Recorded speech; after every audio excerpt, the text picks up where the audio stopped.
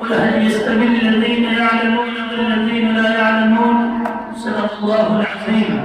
وقال النبي صلى الله تعالى عليه وسلم إن الله يرفع بهذا الكتاب أقواما. مدرسہ اعلیٰ کے بچے بڑی شاندار طریقے سے آپ کو نظمیں، تقاریر اور مکالمات سنا رہے تھے. میرے بھائیوں، یہ ان بچوں کی محنت ہے، یہ ان کے اساتذہ کی محنت ہے. اللہ ان بچوں کو، ان کے اساتذہ کو قبول فرمائے. اللہ ان بچوں کو حافظ قرآن، عالم دین بنائے. اللہ اس مدرسے کو خوب ترقیات سے نوازے. اللہ رب العزت حضرت قاری صاحب کی اپنی دست گرفت سے مدد فرمائے. میرے بھائیوں، یہ بچے آپ کے پاس امانت ہیں. اگر اس امانت کا ہم سے حق ادا ہوا تو اللہ کے دربار میں سرخروئی ہوگی، اور اگر ان کا حق ہم سے ادا نہیں ہوا تو پھر اللہ کے دربار میں ان کے بارے میں کچھ ہوگی. یہ بچے، ان بچوں کا ہمارے اوپر بہت سارے حقوق ہیں.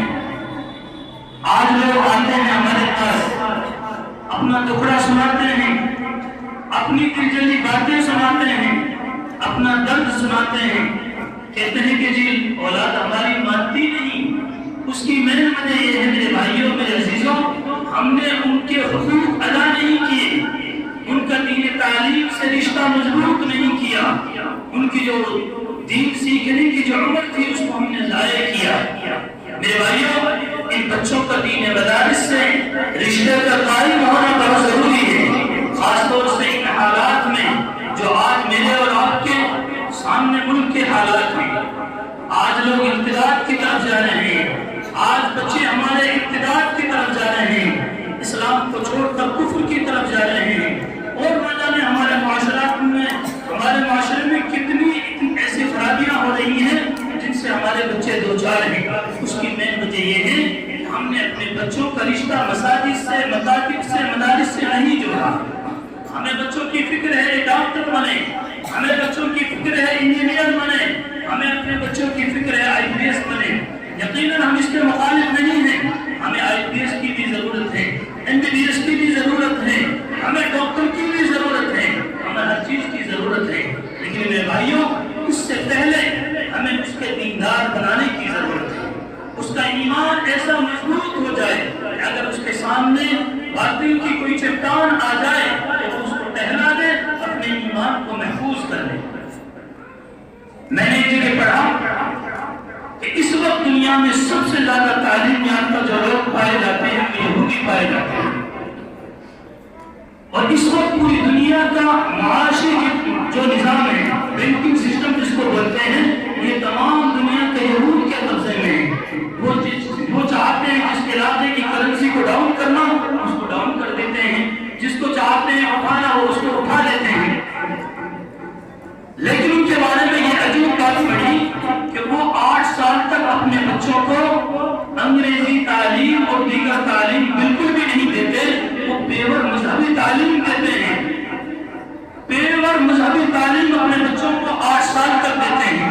اس کی وجہ یہ ہے کہ یہ بچے جب دنیا میں جائیں گے تو دوسروں کے دین سے متاثر نہ ہو، اپنے دین کو چھوڑ نہ دیں، اپنے دین پر مضبوط رہیں. تو یہ کام تو ہمارا تھا.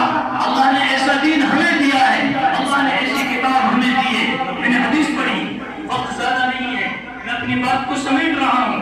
آپ صلی اللہ علیہ وسلم نے بیان فرمایا یہ کتاب جو ہم نے دی ہے، اللہ اس کتاب کے ذریعے سے بہت ساری قوموں کو بلند کرتے ہیں، بہت ساری قوموں کو اللہ ذلت میں دھکیل دیتے ہیں. جو قوم قرآن پر عمل کرتی ہے، قرآن سے اپنا رشتہ مضبوط کرتی ہے، جو قوم علماء سے جڑی رہتی ہے، میرے بھائیوں وہ قوم دنیا میں ترقی کرتی ہے. دنیا اور آخرت دونوں جہان کی کامیابی ان کو ملتی ہے.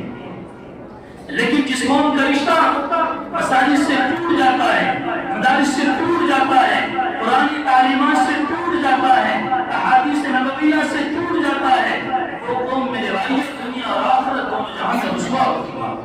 آج جو مسلمان دنیا میں پریشان ہیں وہ کیوں ہیں؟ اس کی مین وجہ یہ ہے کہ ہم نے اللہ اور اس کے نبی کے طریقے کو چھوڑ دیا ہے.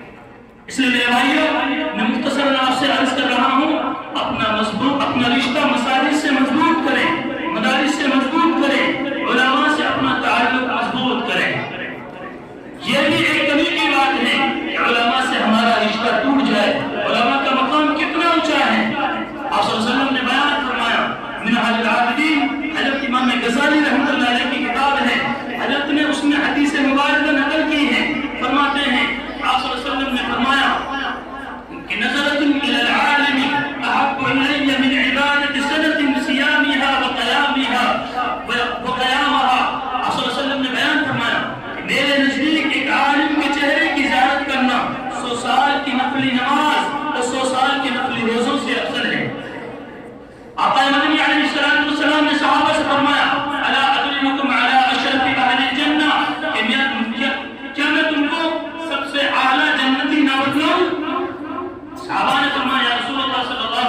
वसल्लम जरूर फरमाइए।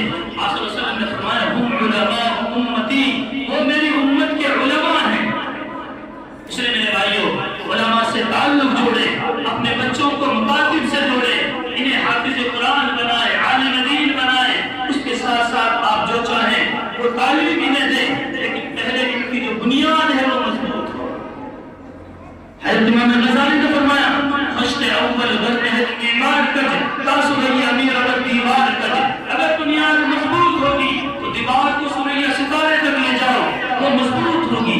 और अगर बुनियाद मजबूत नहीं है, बुनियाद कमजोर है, तो दीवार एक मंजिल पर जाकर ही टेढ़ी हो जाएगी, फिर उससे गिरने का इम्कान होगा।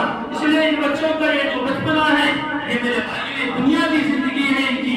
हम इनकी जिंदगी को दीन मतीन से जोड़े, मदारिस और मकातिब से जोड़े, और इन मदारिस का हम ताउन करें, इन उलमा का हम साथ दें, इनसे अपना रिश्ता मजबूत करें। अल्लाह से दुआ है अल्लाह मुझे और आपको अमल की तौफीक नसीब फरमाए, अपने उलमा की, मदारिस की, मसाजिद की अल्लाह हमें कदरदानी की तौफीक अता फरमाए।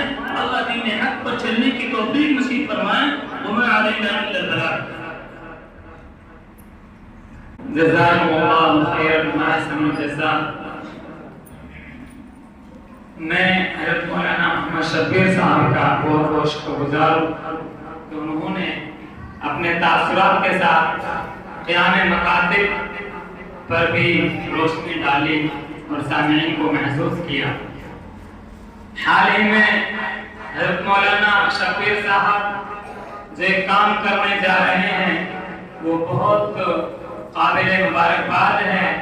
अल्लाह ताला उनको आसानी अता फरमाए।